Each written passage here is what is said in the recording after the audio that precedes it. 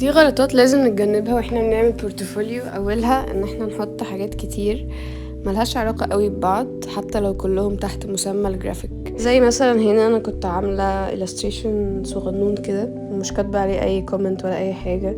فلما بنيجي نختار تخصص بنكتفي بكذا مشروع، بس كل واحد فيهم يبقى فيه تفاصيل كتير عن الفكرة جت ازاي، لان زي ما احنا بنبقى عايزين نشتغل، اللي بيشغلنا ده بيكون محتاج يعرف هل انا شخص محل ثقة ان هو يعيني، انا حاطة تصاميم من شاتر ستوك عندي في البيهانس.